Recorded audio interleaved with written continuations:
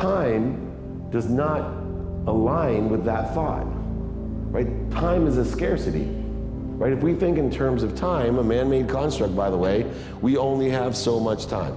I'll be happy when I graduate. I'll be happy when I get my first job. It goes on and on. Guess what? When you attach your happiness to an outcome based on time, that time will never come.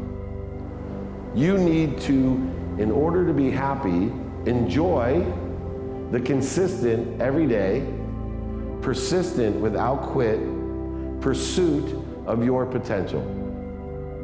That's happiness. Enjoy the consistent, persistent pursuit of your potential. And you gotta know what your potential is. What do you want?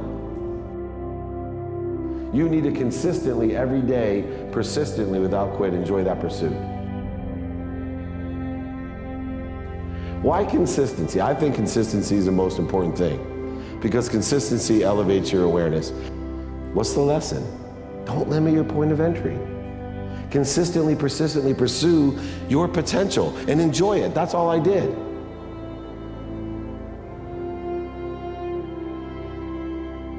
And so there has to be this point in your life where what you want is so much greater than where you are. You're in such discomfort. In other words, the gap between what you're dreaming of, what you're destined to do, what you're capable of, you're aware of it compared to where you are. That tension between the two has a pull power to it, right? I really believe that at the end of your life, you're gonna get introduced to the person you could have been, you were destined to be, that he made you to be. And so I'm chasing that dude. Every day I'm chasing that dude. That's the pull power for me.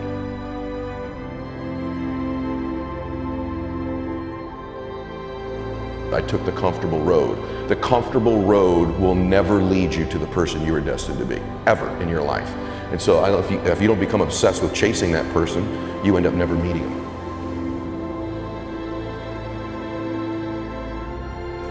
Put an unfair pressure on people to have a vision, right? And I think that's true. We're not all Steve Jobs and we don't all have big world-changing visions, to your point. I do believe, however, you can find a vision, right? In other words, it doesn't have to be yours. It can be someone else's. We found Martin Luther King. We found Mahatma Gandhi. We found Steve Jobs, Elon Musk, the visionaries. And people go, I love his vision. Right? You don't have to have a vision, but I do believe you have to find one.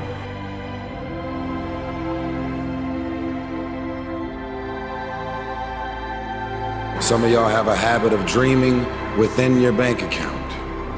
Some of your thoughts and visions are so big and so outlandish and so powerful and amazing, you'll end up talking yourself out of that dream from saying, I can't afford that. I came here to remind you that when people laugh at your visions and ideas, it's only because they don't have their own visions and ideas around what they're supposed to do with their life or their careers.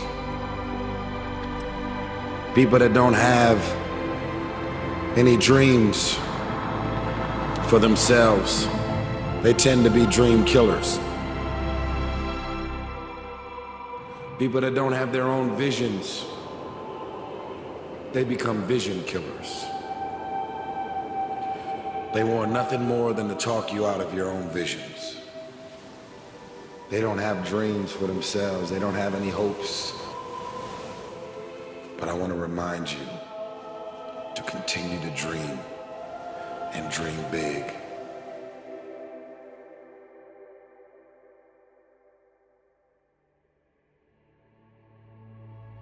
So at any time, if you feel happy or unhappy, miserable, joyful, ecstatic, in a state of agony, doesn't matter what happens, what is your experience, pleasantness or unpleasantness, just to know that it's happening from within, and it can only happen from within.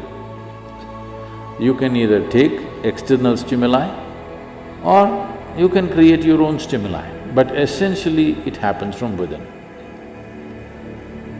This one thing, if it is not grasped, when you feel miserable, if you think it's this one, you're gone. It's not going to work. This one basic fundamental thing is something that almost 90% of the humanity is always doing it wrong. Whenever they feel miserable, They think it must be this one or that one or that one or that one. No, all human experience is generated from within.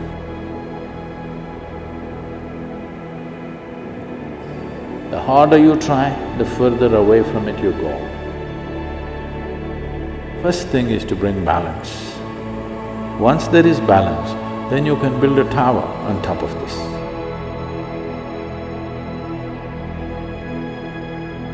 So many of us are operating on patterns where we're trying to get needs met through other people that we have to focus inward first. We have to be able to fulfill ourselves, meet our own needs authentically before I can then authentically present them to another person.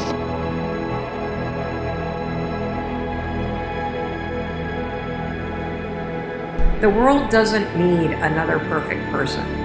The world needs you. And you're trying your best. You're doing what you can. And, you know, I think it's really important that you cut yourself a break and that you stop thinking that you have to be perfect. There are going to be days where you feel so underwater, and that's okay. You'll get through it. You'll figure it out. And you've got to understand that it's not about being perfect. It's about just being you.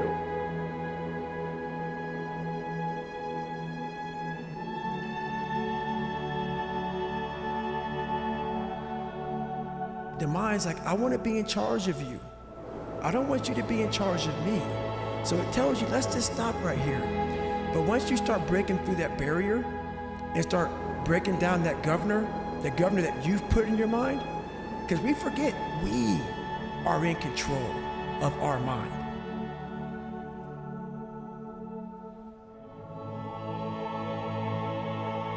We believe it's the other way around.